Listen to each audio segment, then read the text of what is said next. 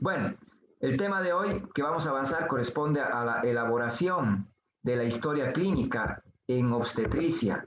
Entonces, básicamente, lo que hemos ido aprendiendo, ¿no es cierto?, en los diferentes dotes que hemos hecho en las diferentes especialidades, lo tenemos que plasmar, ¿no es cierto?, al poder examinar una paciente o paciente. En el área de obstetricia, ¿no?, fundamentalmente vamos a hacer mención de algunas técnicas, maniobras de exploración y algunos aspectos importantes en relación a la exploración o evaluación de la mujer gestante. Y es en este sentido que cuando hacemos la elaboración de historia clínica, tenemos que tener, ¿no es cierto?, consideración como en cualquier otra área. Es un documento oficial, es un documento médico-legal, es la evidencia de la atención que brindamos, por tanto tiene que ser lo más completo, tiene que ser, ¿no es cierto?, lo más explícito. Y hay que ir realizándolo de la manera, pues, metodológica, de manera adecuada para tener, ¿no es cierto?, una apreciación adecuada en cuanto al diagnóstico.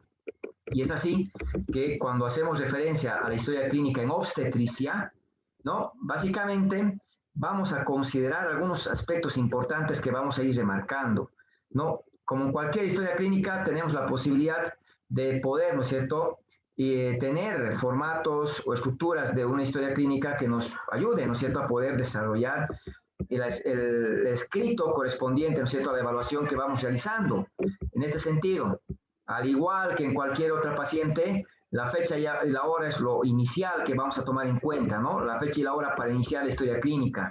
Los datos que vamos recolectando mediante la anamnesis no va a diferir en relación a los datos estadísticos, es lo mismo, ¿no? Sea el servicio, la sala, la cama, el nombre de la paciente, la edad, bueno, toda esta información es la misma.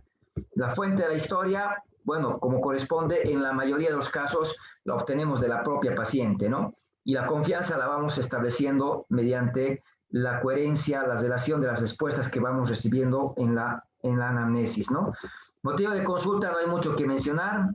Palabras de la paciente, la embarazada puede venir por muchas causas. En la urgencia vemos muchos cuadros, ¿no?, de dolor abdominal asociados a amenaza de aborto, amenaza de parto pretérmino, como también al inicio de un trabajo de parto, como también el sangrado, que es muy frecuente asociado, ¿no es cierto?, al embarazo, primera mitad, segunda mitad, puerperio, que vamos a ir avanzando a lo largo de este semestre. Entonces, dependerá lo que la paciente nos va refiriendo para poder consignar, ¿no es cierto?, como un motivo de consulta, con las mismas características. Palabras del paciente, un síntoma, un signo que hay que ir, ¿no es cierto?, reconociendo e identificando. Bueno, la enfermedad actual, esta parte es muy importante cuando estén rotando en el ambiente hospitalario, ¿no?, y cuando roten el internado y cuando ya vayan ejerciendo la profesión como tal, siempre es un pilar para poder orientar a un diagnóstico.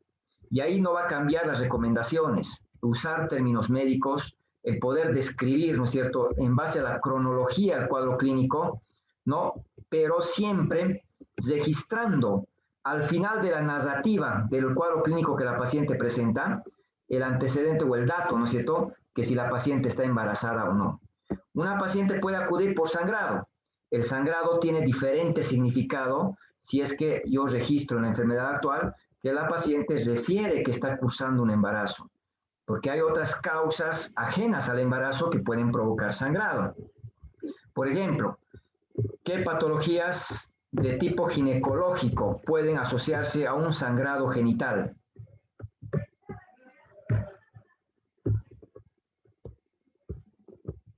Miomas, doctor. Muy bien, la miomatosis uterina. ¿Qué más? Aborto, doctor. No relacionados a un embarazo, ¿no? El aborto es producto de un sangrado que se está produciendo por la gestación, ¿no? Quistes, doctor. Endometriosis, tal vez. Endometriosis, muy bien.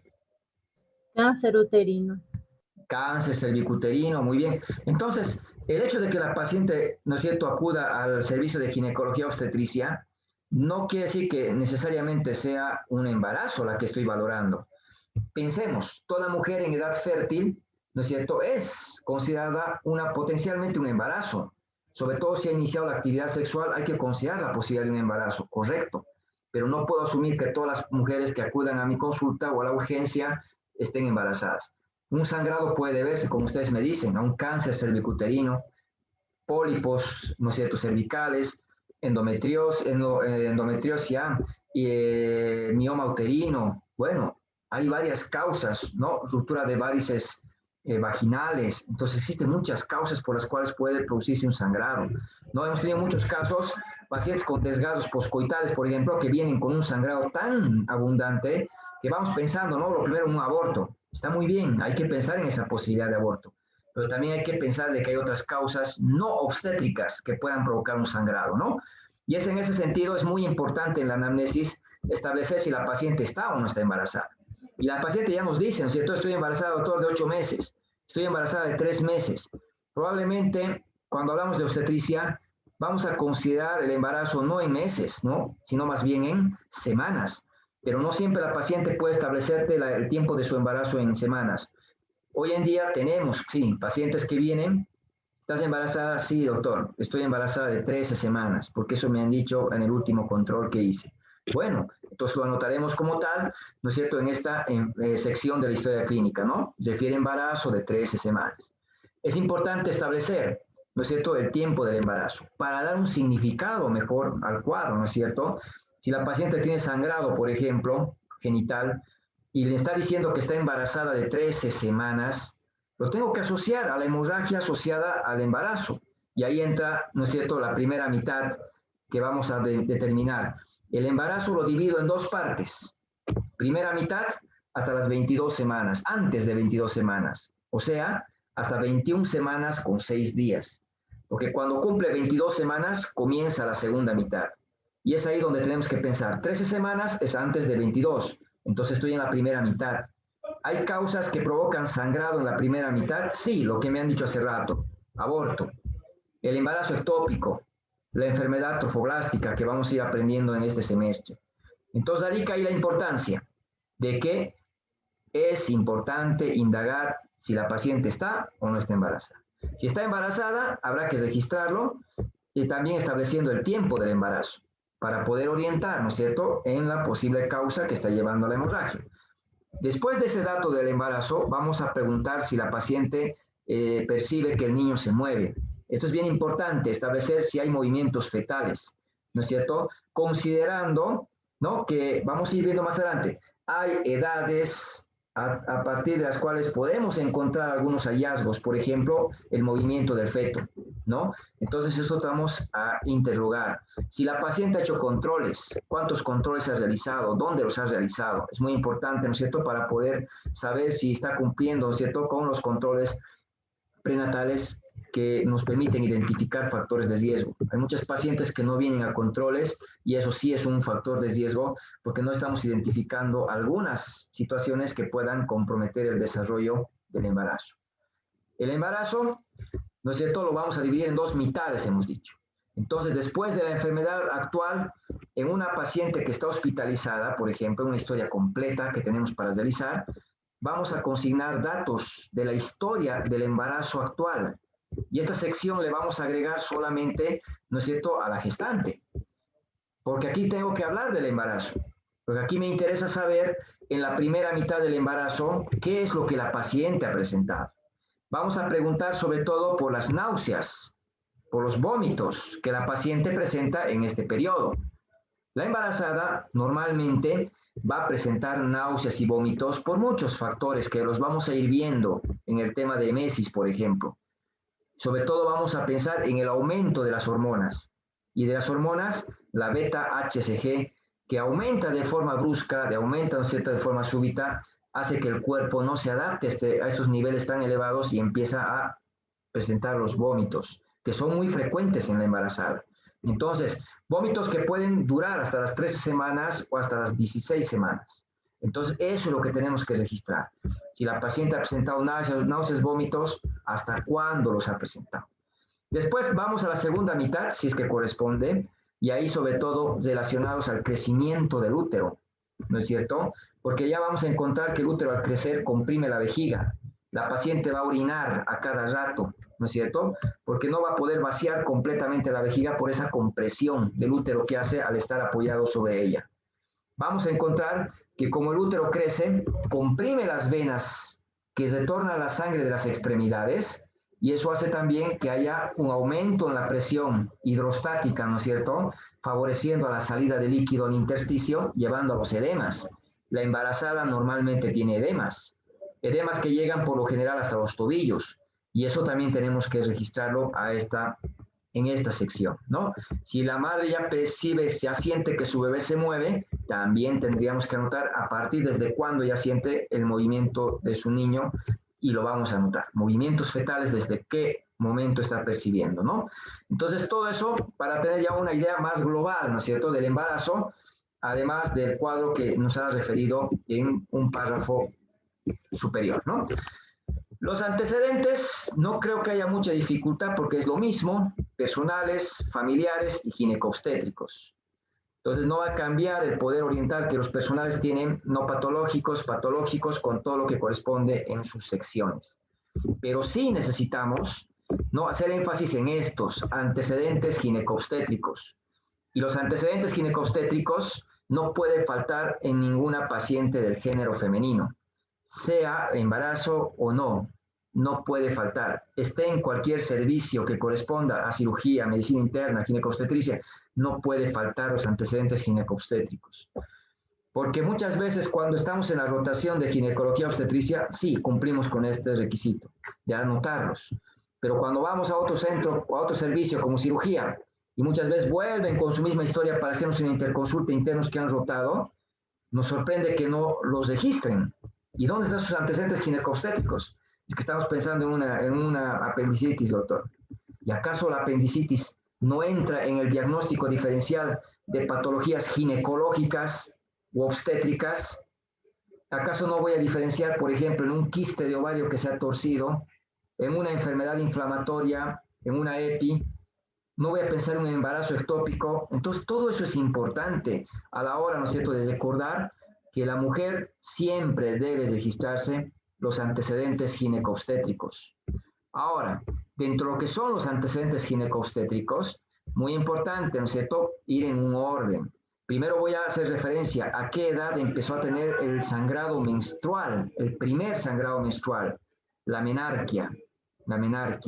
Entonces, o menarca, que es lo mismo, primera menstruación. Entonces, aquí tendríamos que registrar, ¿no es cierto?, la edad en la cual presentó la paciente. Esto es relacionado sobre todo al tema de que la paciente puede tener, ¿no es cierto?, una menstruación mucho más antes de lo que es habitualmente frecuente o común. Generalmente la menstruación a los 11 o 13 años se va presentando, pero hay niñas que presentan sangrado, por ejemplo, a los 7 años, y eso no es normal. Y vamos a ver más adelante que es un factor de riesgo para algunas patologías, por ejemplo, el cáncer de mama, el cáncer de ovario, ¿no es cierto? Y vamos a asociar justamente estos antecedentes a factores de riesgo que los tenemos que ir, ¿no es cierto?, aprendiendo a relacionar. Bueno, seguramente aquí es muy importante describir después de la menarquia o menarca la menstruación. En algunos casos, si quiero hacer muy completo, ¿no es cierto?, la descripción, podemos a preguntar sobre antecedentes, ¿no?, del desarrollo de la mama, la telarquia, o el desarrollo del vello, ¿no es cierto?, genital, vello púbico, la pubarquia. Entonces existen otros datos que nos pueden pedir, además de los que están descritos en la diapositiva. Pero por lo general, lo que no puede faltar es la menarquia y después la descripción de la menstruación. Y aquí es importante describir las características del ciclo menstrual. Sí, hay que anotar si son regulares, la frecuencia, cuántos días dura el sangrado y si está asociado o no al dolor. Porque si los ciclos son regulares, con una frecuencia de cada 28 días, con duración de 6 días, eso es lo que tenemos que ir anotando, correlativo, para poder conocer, ¿no es cierto?, datos importantes que después nos van a ayudar a interpretar, ¿no?, las otras variables que vamos a ir analizando. Si presenta dolor, dismenorrea. Si no presenta dolor, utilizamos el término de eumenorreicos, ¿no?, considerando que eu significa normal y hacemos referencia a los sangrados menstruales o ciclos menstruales que no se asocian al dolor, el hablar de eumenorreicos, ¿no? Entonces tenemos que ir describiendo esta situación. Después describimos la fecha de última menstruación, usando abreviaturas que están estandarizadas y nos permiten, ¿no? FUM, fecha de última menstruación. UPM, último periodo menstrual. Entonces tenemos que considerar que cuando hacemos referencia a este dato, es muy importante en toda mujer averiguar la fecha de última menstruación. Que sobre todo es importante remarcar, tengo que identificar el primer día del sangrado del último ciclo que la paciente ha presentado. Porque si mi paciente, por ejemplo, me dice que su menstruación ha sido el 20 de diciembre, por ejemplo, del 2020, y le preguntamos, ¿no? ¿Cuándo ha sido su menstruación? La última menstruación, el 20 de diciembre, doctor. ¿El 20 de diciembre ha comenzado o ha terminado el sangrado? Ha terminado, doctor. Entonces no es el 20. ¿Y cuándo comenzó? El 14, doctor. Entonces, el dato que estoy buscando corresponde al 14 de diciembre. Tengo que identificar de manera correcta la fecha de última menstruación, que es el primer día del sangrado que está presentando nuestra paciente, de su último ciclo. Ahora, tengo una paciente que tiene ciclos menstruales regulares y que ahora me está indicando que su menstruación, la última, ha sido el 14 de diciembre. ¿Qué estamos identificando en esta paciente? La fecha de la probable, la fecha que va a ganar. Sus menstruaciones son regulares y me dice que su fecha de última menstruación había sido el 14 de diciembre. O sea, no ha presentado menstruación en enero, ¿no es cierto? Ahora estamos en febrero, pero todavía no hemos llegado, ¿no es cierto?, al 14, entonces no tuvo menstruación un mes y este mes estamos controlando. ¿Qué estamos evidenciando en nuestro paciente? En nuestra paciente. Posible embarazo. Embarazo, doctor, posible. Amenorrea. Amenorrea, ya. Ahí entramos, decimos la paciente está con amenorrea. ¿Y qué es amenorrea? Ausência de menstruação. Ausência de menstruação, doutor. Ausencia de menstruación por Mínimo 3 meses. de 3 meses, de 90 días. De 90 días. Entonces, ¿mi paciente tiene amenorrea? No. No. Entonces, lo que estoy evidenciando es una falla menstrual. Estoy observando un retraso menstrual, ¿no es cierto? Porque solo tiene un mes que no ha presentado el sangrado. Y eso hay que establecer muy bien. El término de amenorrea lo vamos a mencionar solo cuando hay 3 meses o 90 días en los cuales la paciente no ha presentado la menstruación. Pero una falla menstrual o un retraso menstrual con un periodo más corto, como en este caso. Sea falla menstrual o sea amenorrea, voy a pensar en una probabilidad de embarazo. Por eso tienen el tema, ¿no es cierto? Signos de presunción, probabilidad y certeza. Y la falla menstrual y la amenorrea son de probabilidad. Una mujer en edad fértil que ha iniciado actividad sexual, que tiene una falla menstrual o tiene amenorrea, pensemos primero en embarazo. Entonces ahora pienso en embarazo. Y mi obligación es confirmar si hay un embarazo o descartar que lo tiene. Pero hay pacientes que ya se han hecho la prueba y vienen y te dicen, doctor, he venido a mi control. Me he hecho una prueba en sangre y me salió positivo. He aprovechado de sacarme la ecografía. Incluso ya vienen con ecografía. Entonces, en esta etapa, me sirve saber que con esta menstruación, mi paciente está embarazada, y no es cierto, y con esta fecha de menstruación, vamos a calcular cuántas semanas de embarazo tiene. Voy a saber cuánto tiempo de embarazo tiene. Pero también me va a servir para calcular la fecha probable del nacimiento, la fecha probable del parto. Y aquí sí es importante, ¿no es cierto?, utilizar fórmulas, reglas. Y aquí tienen que acordarse. Tenemos la regla de Naegeli, tenemos la regla de Wall y tenemos la regla de Pinat. Tenemos 3 reglas. 3 reglas que la van a practicar en la parte práctica porque la tienen que utilizar. De ellas, la que más se utiliza, la regla de Naegeli. Son reglas para estimar la fecha probable de un nacimiento. Y como tal, nos van a aproximar. Es así que tenemos, entonces, estas 3 reglas que me van a permitir calcular una fecha aproximada. ¿Y qué me dicen estas reglas? La regla de Naegeli me dice, ¿no es cierto? Me dice, vamos a calcular en base a la fecha de última menstruación. Le voy a sumar 7 días. le voy a restar 3 meses a la fecha de última menstruación. Al primer día del sangrado que había preguntado, le voy a sumar 7 días y restar 3 meses. En este caso, ¿cuándo sería la fecha probable de parto? 24 del 3 de 2021.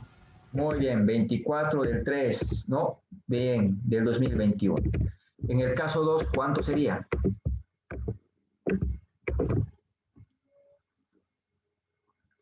Doctor, una pregunta. 24 de 3 del 2020, ¿no?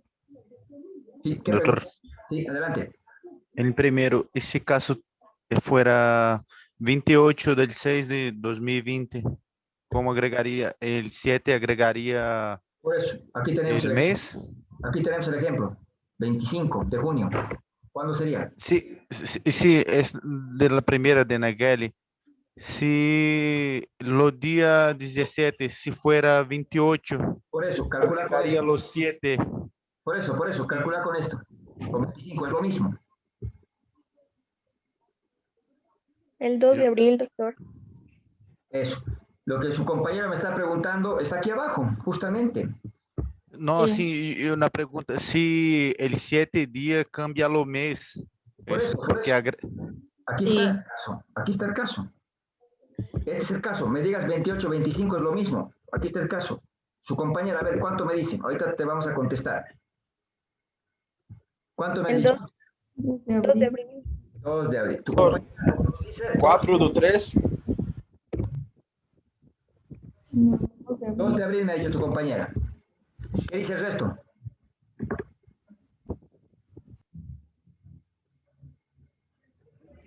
¿Están de acuerdo?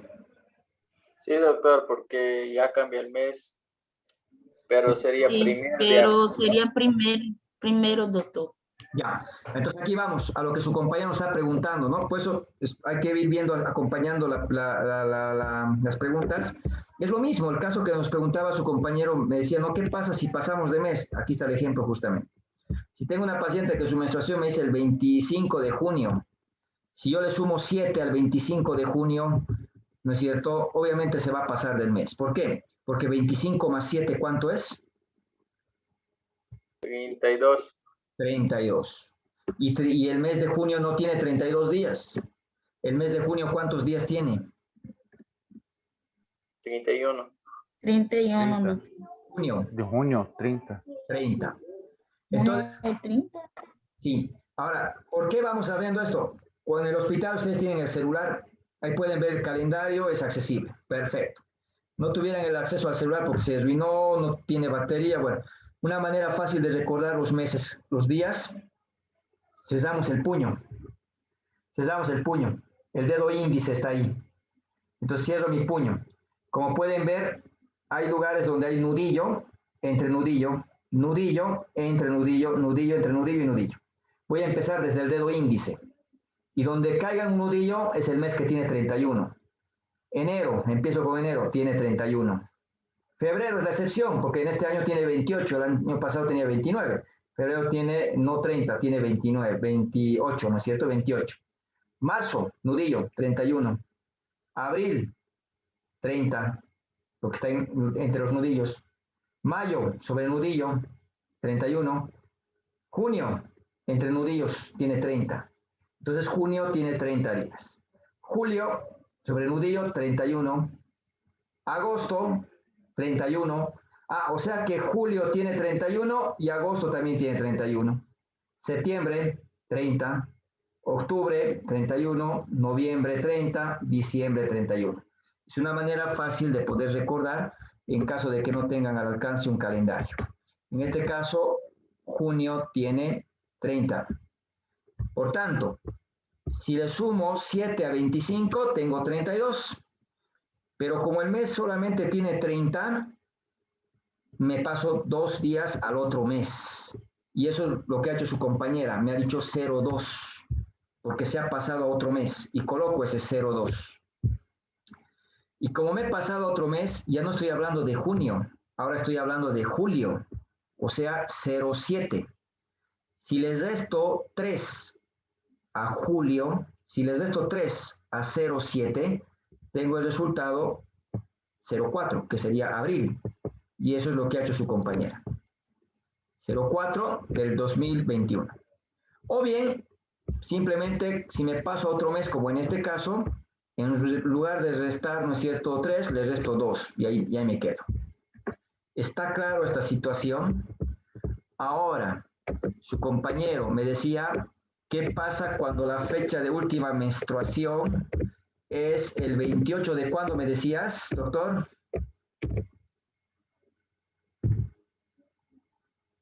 De junio, doctor, está lo mismo. De junio, ya. Entonces, es tu pregunta similar, ¿no es cierto? Ahora te pregunto a vos, ¿cuándo sería la fecha probable de parto?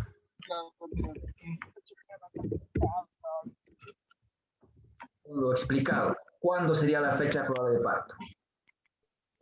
5 de abril, doctor. 28 más 7, ¿cuánto es?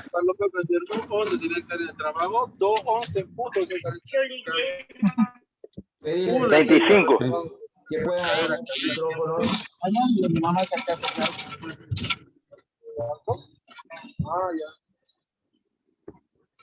A su compañero que está con micrófono. 28 más 5, 35. Ya. 28 más 5, 35. Entonces, ¿cuánto le vamos a poner aquí? Si el mes es 0,5, ¿no es cierto? Sí, doctor. Muy bien. Entonces 0,5. ¿De qué mes?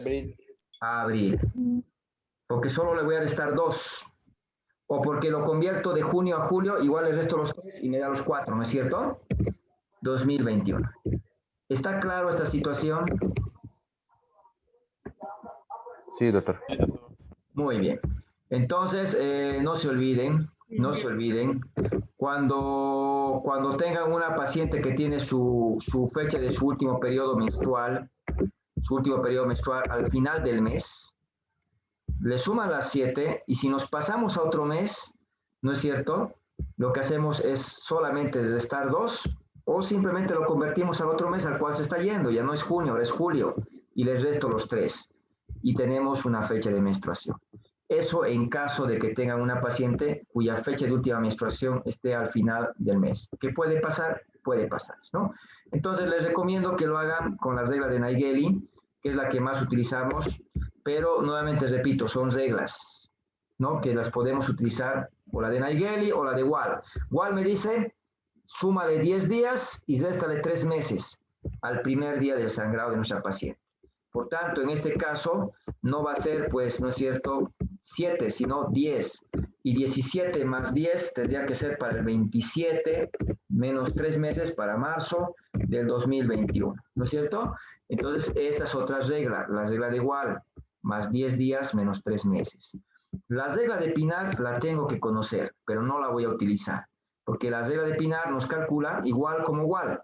10 días menos 3 meses, o sea, más 10 días menos 3 meses, al último día del sangrado del último ciclo menstrual. Por tanto, como la menstruación puede tener duración variable, no se la utiliza, no se recomienda su uso. Estas 3 reglas las tengo que conocer y las que tengo que utilizarlas son estas 2.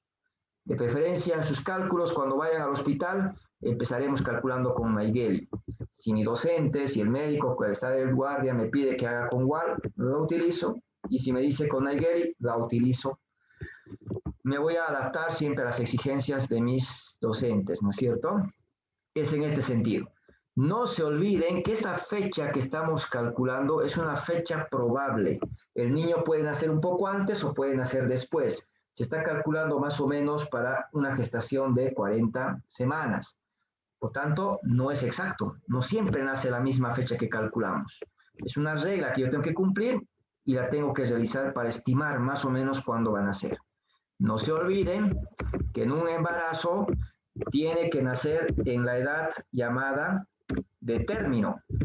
¿De qué semana a qué semana hablo de un embarazo de término?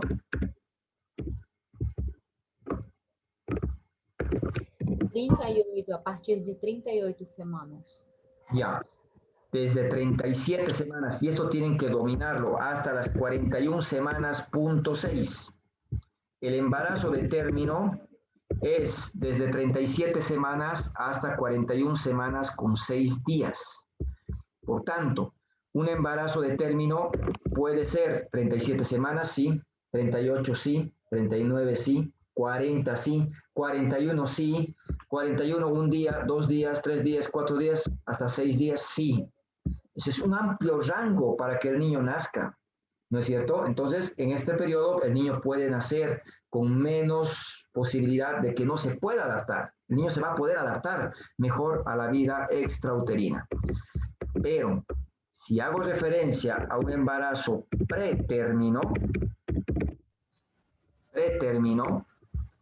tengo que utilizar otro rango. ¿Cuál sería el rango para decir es un pretérmino? 22 semanas, doctor, hasta 36. Muy bien, 22 semanas hasta 36 semanas con 6 días.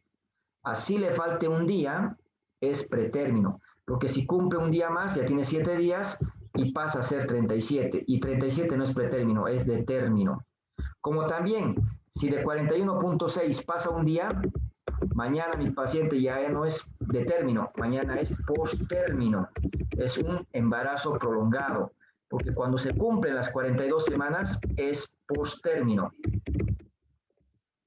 Y si nace antes de las 22 semanas, es aborto.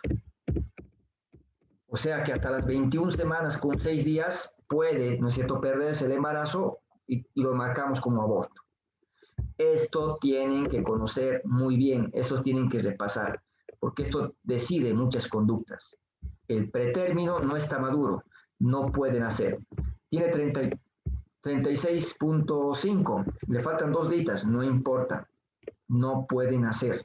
Que cumpla esos 2 días y recién yo puedo pensar en la alternativa o la posibilidad de que pueda tener un nacimiento con menos riesgo. Esto es importante. Entonces, como ya sé que el niño puede nacer 37, 38, 39, 40, 41, hay un amplio rango. Un promedio ahí está la fecha probable de parto. Y esto tiene que ser bien claro a la hora de hacer cálculo. Señora, su bebé está para el 27 de marzo, pero puede nacer un poco antes o un poco después. Hay que hacer y continuar con los controles. Entramos a revisión por sistemas. No, pero nos hemos saltado quieto.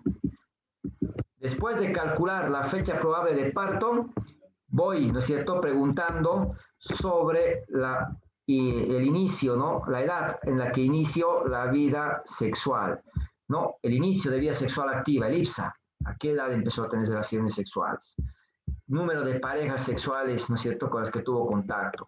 ¿Utiliza algún método de anticoncepción? ¿Cuánto tiempo lo está utilizando o lo ha utilizado para ver los factores de riesgo, ¿no? Vamos a ver la información obstétrica. Y aquí no se olviden, esto es antecedente. No se incluye el embarazo actual. No se incluye el embarazo actual. Por tanto, si tengo una paciente que viene con su primer embarazo, lo que tengo que hacer es colocar, ¿cierto? Gestaciones 0, parto 0, aborto 0, cesárea 0. ¿Por qué 0 si está embarazada? El embarazo actual no entra en antecedentes. Esto es anterior al embarazo actual. El embarazo actual va a ingresar al diagnóstico. Por tanto, me quedo con 0.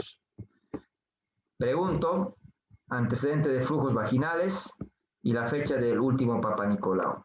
El Papa Nicolau es un estudio citológico que realizamos para detectar de manera precoz el cáncer cérvico-uterino. Entonces, es importante hacer el seguimiento si la paciente ha realizado o no Papa Nicolau y cuándo se ha realizado para ver si requiere que le hagamos una toma de muestra en este control que le estamos viendo. Luego pasamos a revisión por sistemas, que no hay mucho que decir, cefalocaudal, buscando síntomas, signos que tiene en los diferentes sistemas o aparatos que no se han descrito en la enfermedad actual.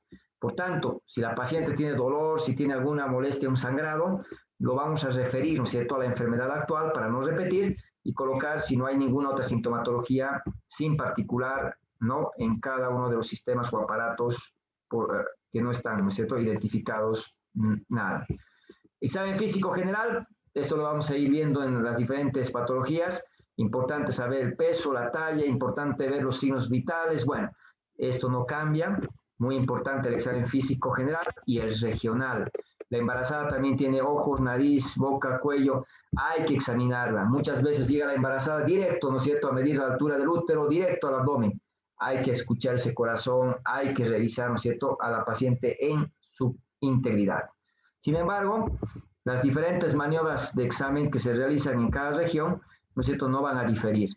Aquí seguramente es muy importante recordarles, en el examen de una embarazada, no puedo olvidarme el examen de mamas. Hay cambios que hemos visto que se producen en la mama, ¿no es cierto? Entonces es importante que hagamos un seguimiento y descripción correspondiente, ¿no? ¿Qué cambios, qué signos podemos evidenciar al examen de las glándulas mamarias? Los cambios de color, los cambios de las glándulas, todo eso puede ser. ¿Cambios de color en qué nivel o dónde? En la areola. Muy bien. Entonces tendrán que describir. Simetría. ¿Ya? ¿Qué más? Sensibilidad. Muy bien. Las venas también, doctor. Las venas ficam mais evidentes. Más evidentes, bien. ¿Qué más? Las glándulas sebáceas, hipertrofia. Bien, entonces están leyendo. Entonces vamos a observar mamas más turgentes, más sensibles. Vamos a encontrar la hiperpigmentación de la areola, del pezón. Vamos a encontrar la hipertrofia de glándulas sebáceas, que se llaman glándulas, o tubérculos, perdón, tubérculos de Montgomery. Vamos a encontrar que las venas están más notorias, ¿no? La red venosa de Haller. Entonces, todo eso tengo que describir al examen de mamas si es que las voy a evidenciar, ¿no? Muy bien, entramos aquí. Esta parte es importante en relación al abdomen. Cuando hacemos referencia al examen físico, sí, vamos a examinar el abdomen de la misma manera, inspección, auscultación, palpación y percusión. Pero hay maniobras que son muy importantes que vamos a describirlas ahora, que al elaborar la historia clínica incluimos, ¿no?, el examen obstétrico que estamos realizando y poder plasmar también en el documento, ¿no? Por ejemplo, una vez que llego al abdomen, es bien importante, ¿no?, examinar el abdomen de manera adecuada. Para eso tiene que estar el abdomen descubierto, como podemos ver, o bien usando una sabanilla para cubrir la región genital, o la bata subiéndola para arriba para poder examinar mediante la inspección. La paciente está en decúbito dorsal, el médico al lado derecho. La paciente, ¿no es cierto?, entonces va a estar acomodada de decúbito dorsal. Esta posición es muy incómoda a la paciente, sobre todo cuando el útero ha crecido bastante en el tercer trimestre. No toleran mucho este decúbito. Entonces hay que hacer, ¿no?, de manera puntual, hay que saber valorar y no tardarnos mucho tampoco en la exploración, ¿no? Vamos a medir, mediante la inspección vamos a observar un abdomen que está distendido, que está globoso, ¿no es cierto?, porque está creciendo el útero, o porque hay abundante tejido panículo, dependiendo de la paciente, pero voy a ver que está globoso.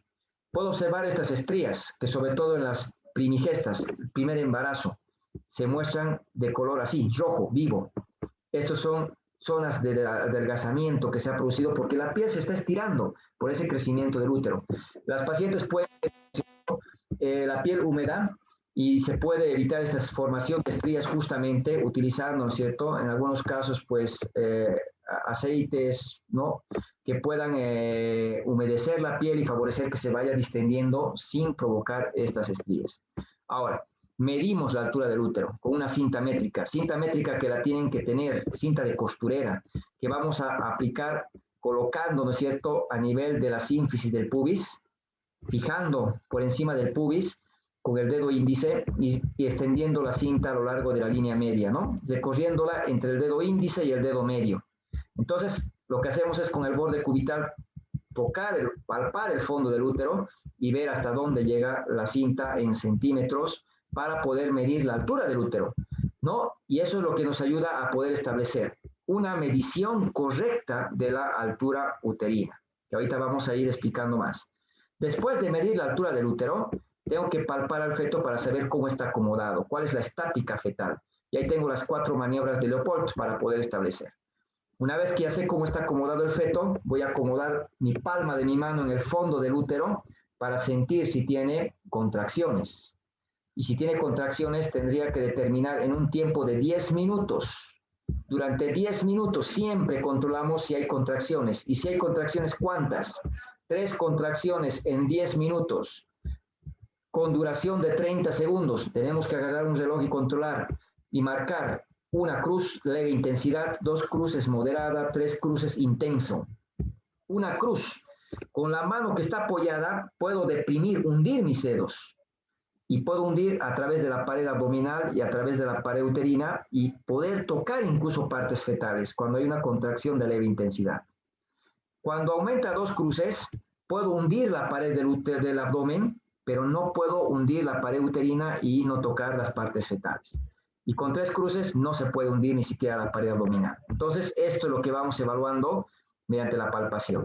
Después, mientras coloco 10 minutos mi mano, siento si el niño se mueve, si patea, movimientos fetales, ¿no? Y ahí voy solamente controlando que si se patea, si mueve, son movimientos fetales activos. Después voy a controlar la actividad cardíaca del feto. Durante 1 minuto voy a controlar cuánto va latiendo ese corazón fetal. La altura uterina, entonces vamos a medir fijando la cinta en el pubis y recorriendo entre el dedo índice y medio y apoyando en el borde cubital hasta tocar el fondo del útero, ¿no es cierto? Si medimos la altura uterina, nos sirve para poder calcular las semanas de embarazo, pero también me sirve para calcular el peso del feto. Y aquí es bien importante, la edad gestacional la voy a calcular primero con la ecografía más temprana, la ecografía del primer trimestre. Esa es la ecografía que me sirve para calcular la edad gestacional. Se equivoca en 5 días hasta 7 días. 1 semana tiene margen de error. Entonces, muy confiable. La ecografía del tercer trimestre tiene 3 semanas de margen de error. Se equivoca mucho en la edad gestacional. Entonces, para calcular semanas, lo ideal es la ecografía del primer trimestre. Si no tiene una ecografía y no se ha realizado en el primer trimestre, tenemos la fecha de última menstruación para calcular. Esto vamos a explicar al final. Entonces, voy a recurrir a la fecha de última menstruación, que también es confiable, pero menos que la ecografía del primer trimestre. Y finalmente, si la paciente no ha hecho ecografía, no recuerda su fecha de menstruación, porque estaba dando de lactar, se ha embarazado con amenorrea de lactancia, no ha visto menstruación, o no se acuerda, recurro a la clínica. La clínica es la última para calcular la edad gestacional, porque no es exacta, tiene mucho rango de error, pero tengo que calcularla si no tengo otro método. Ahora, hay varias formas de poder calcular las semanas de embarazo con este método. Si mido la altura del útero, por ejemplo, y el útero se encuentra, ¿no es cierto?, por debajo del ombligo, tenemos que considerar que le voy a sumar 4 a los centímetros. Si el útero, no, yo midiera que el fondo del útero llega por arriba del ombligo, le voy a sumar 7. Y si llega al nivel del ombligo, voy a sumar 6. Me explico. Si yo midiera la altura del útero, y este midiera 14 centímetros, y el útero se encontrara por debajo del ombligo, ¿no es cierto?, debajo del ombligo, ¿cuántas semanas tiene mi paciente? 14 más 4. ¿Cuántas? 18, doctor. 18 semanas. Y si la paciente tuviera una altura, por ejemplo, de 28 centímetros, encontrándose el fondo por arriba del ombligo, ¿cuántas semanas tendría?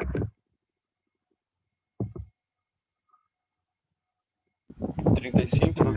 35 semanas, ¿no? Porque le voy a sumar 7, ya no le voy a sumar 4. Y si llegara a nivel del ombligo, 6. Bueno, esta es una forma fácil de poder calcular y recordar y la podemos utilizar. Ahora, no siempre la altura del útero va en relación a las semanas. Depende que mida bien. Depende que la paciente no tenga mucho panículo adiposo. Depende que no tenga un embarazo gemelar, porque si son 2 fetos va a ser más grande el útero. Que no tenga miomas, el útero es más grande. Que no esté con mucho líquido, que no sea macrosómico, que no tenga mola. Ahí el útero es más grande de lo que debería tener para la edad de semanas. Entonces, no es un dato que sea el más confiable. Pero si no tengo ecografía del primer trimestre, no tengo FUM, recurro a la clínica. Y eso lo tienen que recordar. Solo si no tengo opción de calcular por otro método. Palpamos al feto para reconocer cómo está acomodado, la estática fetal. Quiero reconocer, ¿no es cierto?, si estoy tocando la cabeza o el polo pélvico. Y aquí tienen la descripción, qué es lo que se siente cuando toco la cabeza. Es un polo pequeño, duro, regular, ¿no es cierto?, no seducible y que pelotea, es decir, se mueve de un lado a otro lado cuando lo voy sacudiendo y siento como si fuera un balón, ¿no es cierto?, que va tocando mis dedos. En cambio, el polo pélvico es un polo amplio, blando, irregular, que no pelotea, que es una característica que le diferencia del polo cefálico. Amplio, blando, irregular, reducible, que no pelotea. ¿Cómo reconozco que estoy tocando la espalda? Es una superficie convexa, lisa, dura, ¿no? Es regular, que la voy a pues sentir mediante la palpación y reconocer, que contrasta con la superficie irregular que corresponde a las partes fetales o las extremidades. Entonces, la palpación me tiene que ayudar a reconocer, ¿no es cierto?, cómo está acomodado el feto. Uno, la estática fetal. Esto lo hacemos gracias a las maniobras de Leopold. ¿A partir de qué semana voy a reconocer estas características y voy a recomendar hacer maniobras de Leopold? A partir de 26 semanas. A partir de 26 semanas puedo hacer maniobras de Leopold. ¿A partir de qué semana puedo palpar el fondo del útero por arriba del pubis? A partir de 12 semanas hemos dicho, ¿no es cierto? A partir de 12 semanas el útero ya se palpa por encima del pubis. Entonces, esas semanas las tengo que saber para poder examinar. ¿A partir de qué semana voy a sentir que el niño patea, que el niño se mueve? Yo como médico, ¿a cuántas semanas voy a sentir? 16 a 20 semanas. Debe ya moverse el niño, debe patear y yo debo reconocer ese movimiento mediante la palpación. Entonces, eso me ayuda a poder establecer, ¿no es cierto?, las características mediante la palpación que me van a ayudar a comprender cómo está el feto. ¿Puedo reconocer si son dos fetos? Sí, en algunos casos es posible, porque si en el fondo del útero palpo una superficie pequeña, dura, regular y reducible que pelotea, pienso que es la cabeza. Si en el flanco izquierdo encuentro en la palpación una superficie pequeña, dura, regular que pelotea y reducible, la cabeza. Entonces tengo que asociar de que este feto, ¿no es cierto?, no es uno, son dos. Y eso tengo que considerar. También mediante la palpación se puede establecer el número de fetos que estoy palpando. Bueno, ahí entramos que con las maniobras de Leopold voy a determinar la estática fetal. Son 4 maniobras de Leopold. Hay una quinta llamada maniobra de Leopold, que no es maniobra de Leopold, la maniobra de Pinart, que sirve para valorar la desproporción cefalopélvica, que la vamos a ver más adelante, que algunos autores la llaman quinta maniobra, pero solo hay 4 maniobras. La primera maniobra de Leopold determina la situación, la segunda la posición, la tercera la presentación y la cuarta maniobra el grado de encajamiento. Estas maniobras las tienen que saber, estos conceptos los tienen que saber, los tienen que conocer, porque ¿qué es actitud? La relación que existe entre los diferentes segmentos fetales entre sí. Aquí puedo ver que el feto está con la cabeza flexionada sobre el tronco. Aquí veo que el muslo está flexionado sobre la pelvis o el abdomen, la pierna sobre el muslo, el antebrazo sobre el brazo. Vemos que las extremidades están cruzadas, las superiores, ¿no?, delante del tronco, pero están flexionadas. Entonces el feto está en flexión. Esa es la actitud normal que vamos a encontrar en el feto, está flexionado. Ahora, ¿qué es la situación?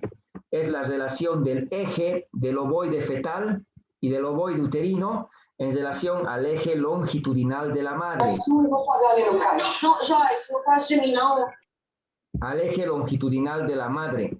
En este caso, el eje del feto coincide con el eje longitudinal de la madre y estoy frente a la situación longitudinal.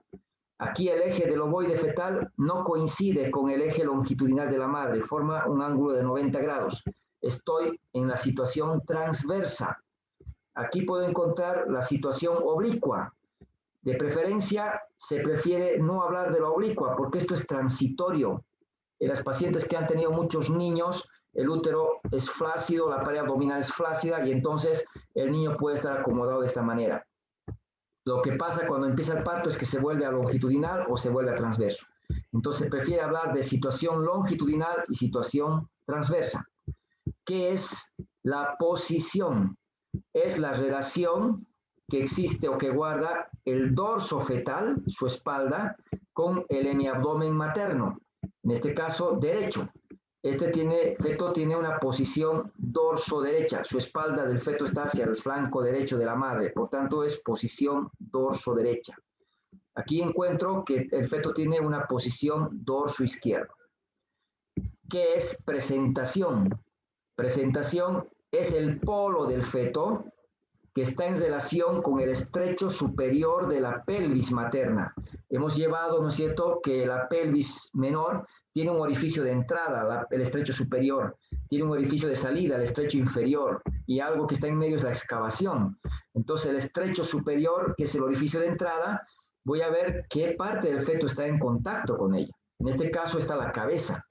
Entonces, la presentación es en la parte fetal o el polo del feto que está en relación con el estrecho superior y que es capaz de desencadenar un mecanismo de parto. Entonces, ¿la cabeza sí puede desencadenar parto? Claro que sí, hay una presentación cefálica. Aquí el polo pélvico está en relación con el estrecho superior. ¿Desencadena parto? Sí, hay presentación pélvica. Aquí el hombro está en relación con el estrecho superior. ¿El hombro puede desencadenar parto? No. No hay presentación de hombro, no hay presentación acromial. El feto que está en situación transversa no tiene presentación, por tanto, no tiene parto. Y es una indicación absoluta de cesárea. Entonces, estos conceptos los tienen que saber, ¿no? Y con las maniobras de Leopold yo puedo establecer todo ello. Primera maniobra, situación. Segunda maniobra, posición. Tercera maniobra, presentación. Estas son las 4 maniobras de Leopold que las tenemos que hacer en la práctica, donde el médico se sitúa al lado derecho de su paciente, mirándole a la cara, acomoda el borde cubital de ambas manos que abarcan todo el fondo y empiezo a palpar para determinar si la cabeza o el polo pélvico se encuentran a este nivel. ¿Cómo voy a darme cuenta? Palpando y reconociendo las características de la parte fetal que estoy tocando. Si es una superficie pequeña, dura, regular y reducible que pelotea, ya me doy cuenta que está la cabeza del feto. Si encuentro que es una superficie amplia, blanda, irregular, reducible que no pelotea, ya sé que es el polo pélvico. Entonces, voy a poder establecer mediante esta maniobra la situación. Después recojo mis manos a los flancos, flanco derecho, flanco izquierdo. Una mano se queda quieta, fija, o hace una compresión contralateral, empujo ligeramente al lado opuesto. Mientras esta mano está fijando, con la otra mano empiezo a palpar el lado opuesto. Después de ir palpando, me voy dando cuenta qué superficie estoy tocando. Por ejemplo, si voy tocando una superficie convexa, lisa, amplia, regular, me estoy imaginando que es la espalda del feto.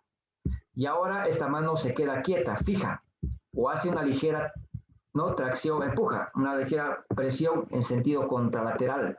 Y esta mano empieza a palpar ahora. Y si palpo y encuentro que es irregular, que hay partes duras, partes más blandas, entonces me doy cuenta que son las extremidades. ¿Cuál es la posición de este feto? Posición dorso izquierdo. ¿Por qué dorso izquierdo? Porque su espalda del feto está hacia el flanco izquierdo. Esta es la segunda maniobra de Leopold. Ahora, me voy a la tercera maniobra de Leopold. Con la mano ubicada como una pinza, el pulgar por un lado y el resto de mis dedos por otro lado, voy a palpar qué parte del feto está en relación a la pelvis materna.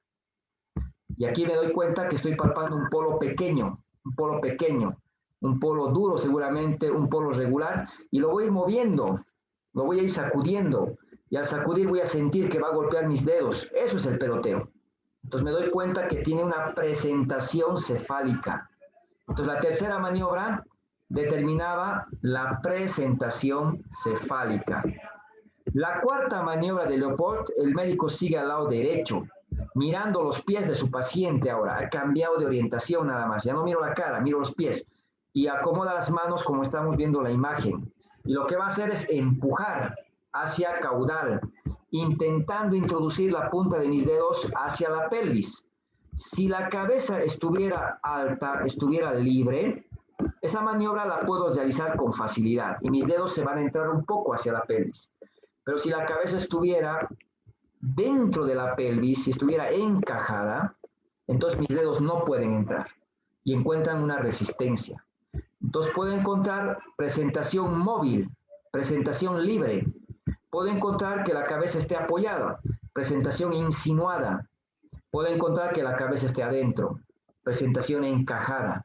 Entonces, Con esta técnica voy a poder establecer si la cabeza está dentro de la pelvis o no.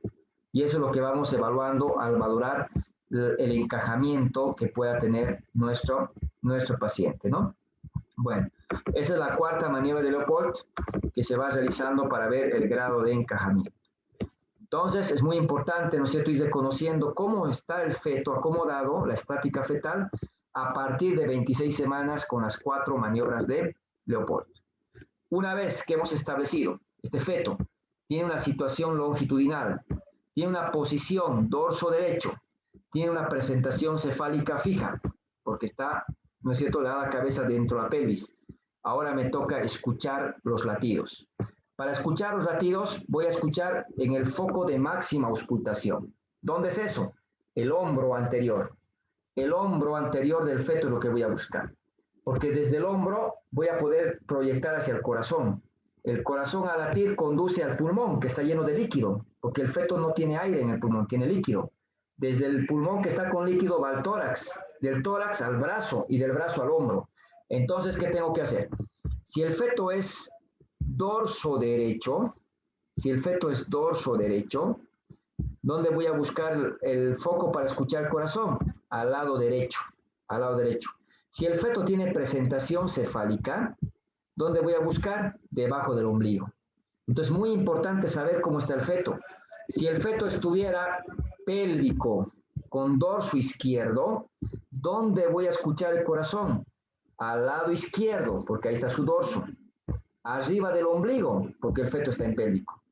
Pero si el feto está encefálico y está dorso derecho, por ejemplo, entonces voy a buscar debajo del ombligo y al lado derecho. Entonces, para eso me sirve, ¿no es cierto?, poder saber dónde voy a buscar la actividad cardíaca mediante la determinación de la estática fetal. ¿Cuánto es el latido cardíaco del feto? El corazón del feto late 110 hasta 160. Esto hemos avanzado. Sabemos que el corazón varía entre estos valores, pero también tenemos que recordar que el corazón del feto no late a lo mismo. Siempre tiene que variar. ¿Cuánto tiene que variar? De 5 a 25. El corazón del feto nunca es lo mismo. Por ejemplo, si hago un control de un feto y está en 140, a la media hora en 142, a la media hora en 141, a la media hora en 139, ¿cómo está el latido cardíaco de este feto? Normal. Entonces, yo pienso que está normal, porque está entre 110 y 160. Pero, ¿qué les he dicho hace rato? El corazón del feto nunca es lo mismo, tiene que variar de 5 a 25 latidos. ¿Está variando de 5 a 25 latidos o no? No. No está, doctor. No está latiendo. Entonces, ¿está normal el feto? No. No hay una buena variabilidad, varía menos de 5 latidos, tiene una variabilidad mínima y eso no es normal. Entonces hay que saber interpretar la actividad cardíaca del feto. Cuando el niño tiene hipoxia, lo que llamamos, ¿no es cierto?, el sufrimiento fetal, no es que se produzca en cuestión de minutos. Cuando el niño tiene hipoxia, ¿cómo responde el corazón del feto a la hipoxia? Acelerando el corazón, taquicardia. Y al principio va a haber una taquicardia fetal. Eso hemos dicho, bradicardia menos de 110, taquicardia más de 160. Entonces ya sé que hay taquicardia si está más de 160 latidos. ¿No es cierto? Y al principio vas a encontrar que el feto va a tener 160, 166, ¿no es cierto? 170. Y bueno, está variando su corazón un poco, pero está alto y nunca baja al valor normal. Tiene taquicardia fetal, está compensando. Esto vemos en el principio de un sufrimiento. Después se agota esta respuesta. ¿Y qué vamos a hacer? Que empieza a bajar la respuesta simpática y empieza a haber una respuesta parasimpática. Al principio, el valor va a bajar y va a estar entre 110 y 160. Pero vamos a encontrar que no va a haber variabilidad. Entonces, aquí que parece normal, ya el feto está empezando a mostrar datos de mayor compromiso. Si no has reconocido y dijiste esto es normal, le voy a seguir controlando.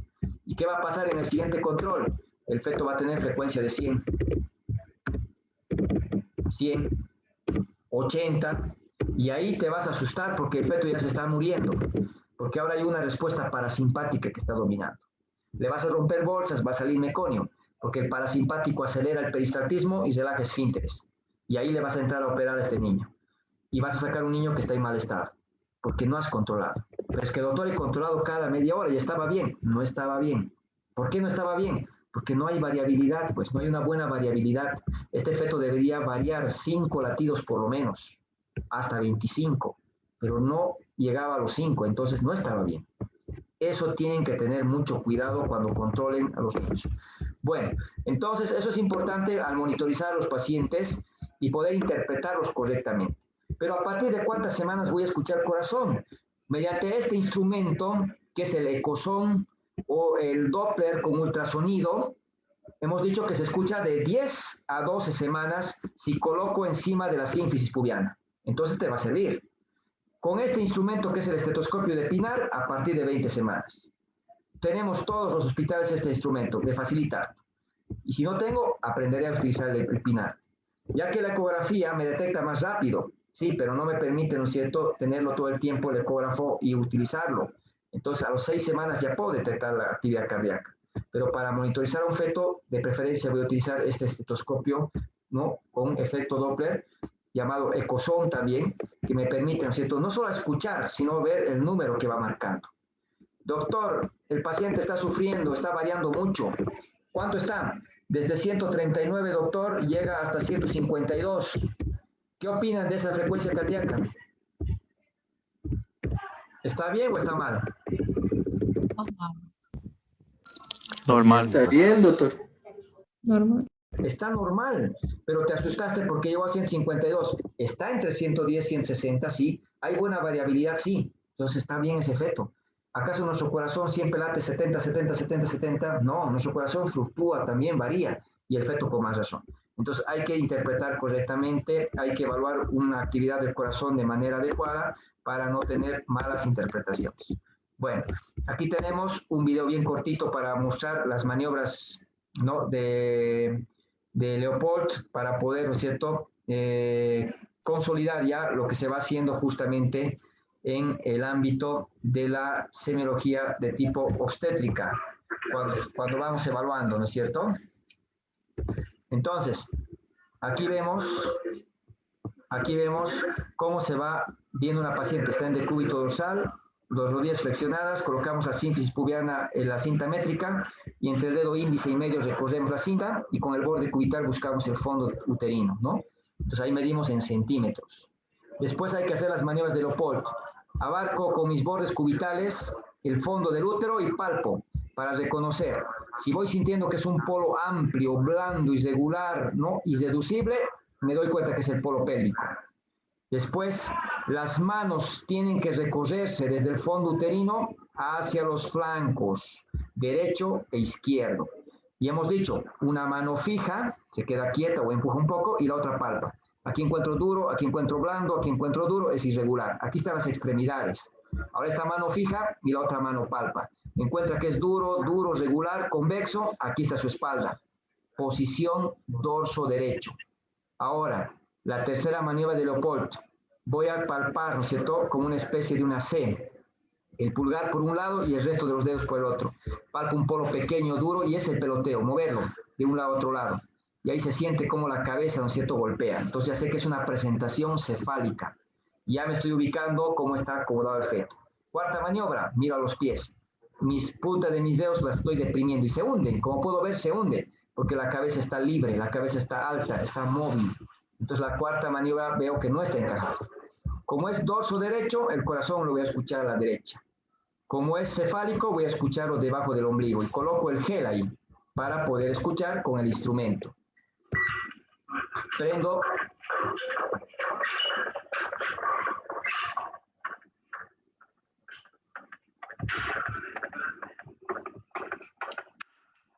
Ese es el sonido que tengo que escuchar, un sonido, ¿no es cierto?, que es un sonido seco, no sopla, no silba. Si soplara es flujo vascular. Puede ser la placenta, puede ser el cordón, pero eso no sería el feto. En este caso se reconoce que es el corazón del feto. Tiene que ver esa frecuencia de 110 a 160 y esa variabilidad. Después colocamos la mano durante 10 minutos para controlar si hay contracciones uterinas y sentir si el feto patea, si el feto se mueve, ¿no? Y de esa manera, ¿no? Vamos a realizar el examen de abdomen. Genitales, solo si la paciente refiere que tiene flujo, si tiene alguna afección o quiere hacer el tacto vaginal porque está con contracciones. Esto lo vamos a describir cuando entremos a los temas relacionados a la pelvimetría, al examen de la mujer durante el trabajo de parto para describir todas estas características, ¿no? Esto lo describimos en los capítulos correspondientes más adelante, ¿no? Lo mismo, la pelvimetría se tiene que evaluar en el momento del parto y esto lo vamos a describir en el capítulo que corresponde. Ahora, para terminar, vamos a llegar al diagnóstico de lo que hemos valorado en nuestra paciente y en el diagnóstico tengo que seguir un orden. Primero, la información obstétrica incluida el embarazo actual. Tiene 2 embarazos, un parto vaginal, ninguna cesárea, ningún aborto. Lo primero, la fórmula obstétrica. Segundo, las semanas de embarazo. Por el método que hemos calculado. Embarazo de 39.5 semanas por FUM, porque la paciente no tiene ecografía del primer trimestre. Porque la paciente, ¿no es cierto?, no le voy a calcular por clínica. Voy a buscar el método más confiable. Si no tiene ecografía, recurso al FUM. Si no tuviera FUM, calculo por clínica. Uno solo vamos a registrar. Después, feto único vivo, porque palpado es uno solo, y está vivo porque he escuchado su corazón. Después, los otros diagnósticos que ustedes encuentren, ¿no es cierto? El trastorno excesivo del embarazo, preeclampsia. Hemorragia de la segunda mitad del embarazo, placenta previa. Infección del tracto urinario alto, es decir, lo que encontremos, pero en este orden. Ahora, las semanas de embarazo, ¿cómo calculamos? Hay muchas formas. Las reglas de los 7 lo que utilizamos. Sabemos que se calcula por ecografía del primer trimestre. Si no tengo, por FUM. Si no tengo, por clínica. Entonces, muchas veces nos remitimos a calcular por FUM porque es lo que más disponemos. No todas las pacientes se hacen ecografía al inicio. Entonces, esto me va a ayudar a calcular la fecha de menstruación, me va a ayudar a calcular las semanas. ¿Cómo? Con las reglas de los 7. Las reglas de los 7 no es difícil. Hoy día, 12 de febrero del 2021, llega una paciente que tiene su menstruación el 1 de junio del 2020. Puedo calcular su fecha probable de parto. ¿Cuándo sería su fecha probable de parto? 8 de marzo de 2021. Bien, 8 de marzo del 2021. Eso es la fecha probable de parto. Pero yo quiero saber hoy día cuántas semanas tiene. Para saber hoy día cuántas semanas tiene, me fijo esto. ¿Qué día está viniendo? ¿Y cuándo es su menstruación? Porque si me doy cuenta que mi paciente tiene en junio su menstruación, el 1 de junio, lo que tengo que hacer es eso, anotar junio, julio, agosto, todos los meses hasta el mes que estoy hoy día, febrero. Anoto todos los meses. El 1 de junio ha sido su menstruación. Junio tiene 30 días. ¿Cuántos días le falta para acabar el mes? 29 nada más. Entonces, le sumo los días que falta para que acabe el mes. Aquí tiene 1, más 29 son 30. 31 tiene julio, agosto tiene 31, septiembre 30, y voy sumando todos los días que tiene cada mes hasta llegar al mes que me encuentro. Febrero tiene 28 días, pero no ha acabado el mes. Estoy en 12. ¿Qué hago? Le coloco los 12 que son hoy día. Sumo todo esto, me da 256 y lo divido entre 7. ¿Por qué divido entre 7? Porque yo no quiero saber cuántos días de embarazo tiene, sino cuántas semanas de embarazo. Y mi paciente tiene 36.57. No voy a tomar 2 decimales, solo 1. Entonces lo puedo redondear con el 7 al 6 y me quedo con eso. Tiene 36 semanas y 6 días mi paciente. ¿Es de término o es pretérmino esta paciente?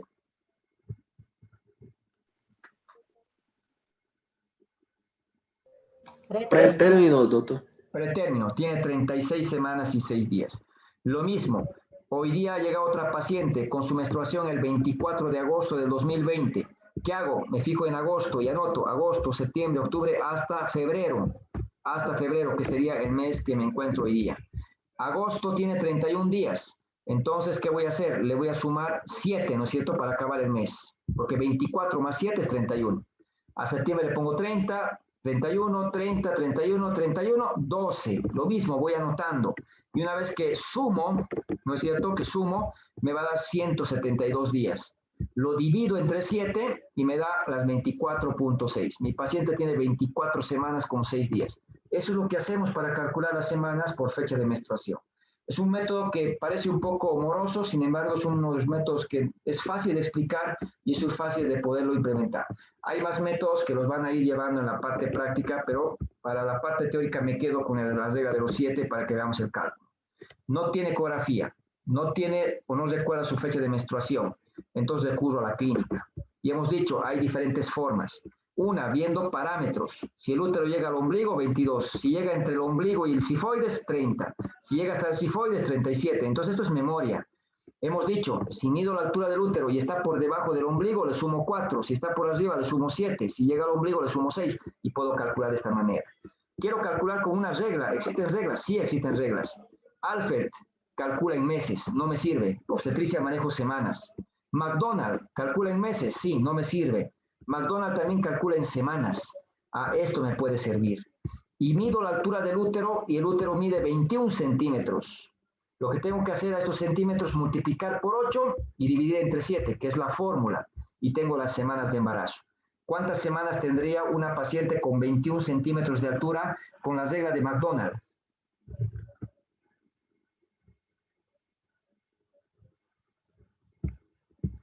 ¿Quién me calcula?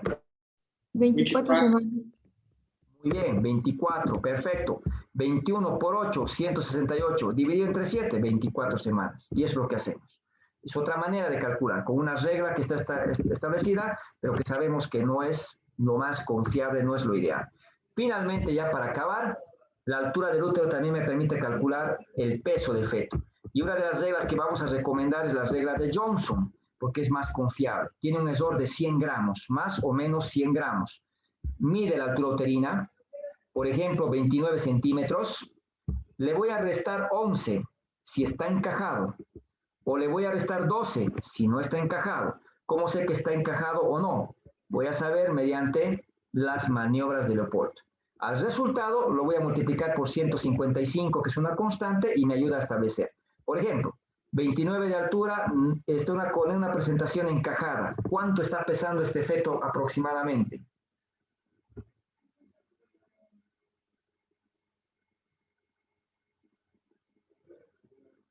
Dos kilos 790 gramos. ¿Cuánto? 2 kilos con 790. 2 kilos con 790 gramos, perfecto, es así como se calcula. Ese peso que ha calculado el doctor tiene un margen de error, puede ser 100 gramos más, 100 gramos menos. 2 kilos 790 gramos, perfecto, eso es lo que hacemos, ¿no es cierto?, en el cálculo. 2 kilos. Entonces me ayuda esta regla a establecer, ¿no es cierto?, más o menos el peso. Hay otra regla que es la regla de Wall, que solo sirve para alturas uterinas mayor de 30 centímetros, mayor a 30 centímetros. Por ejemplo, si tiene 34 centímetros, ¿ya? La de Johnson sirve para alturas de mayor de 30 o menor de 30. Como estamos viendo, 29 me permite calcular. También me permitiría calcular 34. Pero la regla de Wall solo sirve para alturas de 34. Por tanto, no es muy recomendada. Lo que se hace con la regla de Wall es multiplicar el segundo dígito por 2 y el primer dígito por 1000. Me explico. 4 por 2, 8.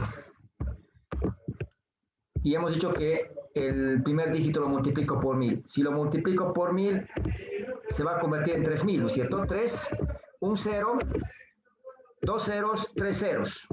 3800. 3800. Si tuviera 33 de altura, 3000, porque he multiplicado por 1000, ¿no? Tendría 3000, 3. Pero el segundo dígito lo multiplico por 2, entonces sería 3 por 2, 6.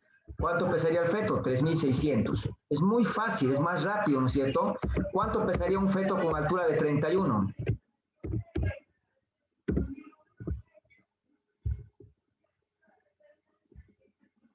$3 kilos 200. 3200, así de fácil, así de rápido, ¿no es cierto? Y si tuvieras un feto que pesa 35 o mide 35 centímetros, 4.000. belleza, así, 4000. Y un feto que tiene 4000 gramos, 4 kilos, es un feto macrosómico. Por eso es que muchos en el hospital, cuando medimos 35 de altura, decimos, ojo, puede ser macrosomía fetal, valoren bien esa pelvis. Sin embargo, Esto es lo que se utiliza con bastante frecuencia, pero la literatura nos recomienda la regla de Johnson porque sirve para alturas menores de 30 y para mayores de 30. La de Wall solo sirve para mayores de 30, no me sirve para menores. Y tiene un margen de error que no está establecido, pero es mayor, es muy fluctuante. La que tiene mayores resultados más próximos es la regla de Johnson. Pero depende cuánto y cómo medimos, ¿no es cierto? Depende cómo medimos. Eso es muy importante. Tienen gestogramas aplicativos en el celular, bueno, que te van a ayudar. Y bueno, con eso terminamos la clase. No sé si tienen alguna duda para poder concluir nuestra clase de hoy.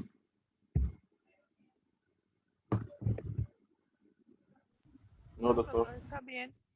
El día miércoles, No, doctor, está bien. el día miércoles entonces nuestra clase es sincrónica para avanzar, ¿no es cierto? Porque el lunes y martes es feriado, para avanzar el tema de historia clínica perinatal. Tengan muy buenas noches. Sí, Doctor, ¿existe la posibilidad de que este video usted lo pueda facilitar? este video lo he grabado, no se preocupen, las clases sincrónicas y las clases asincrónicas lo voy a subir siempre a la plataforma, no se preocupen. He tenido dificultades para subir, lo voy a subir. ¿Nos puede mandar aquí expositivos igual, por favor? Claro, todo como corresponde, ¿ya? He tenido un poquito de demora, pero no se preocupen, voy a subir el video de las clases sincrónicas y asincrónicas. El PDF de las sincrónicas y asincrónicas también, no se preocupen, ¿listo? Gracias, doctor. Listo, doctor. Muchas gracias. Gracias, doctor. Gracias, doctor. Que vaya bien. Dios te bendiga.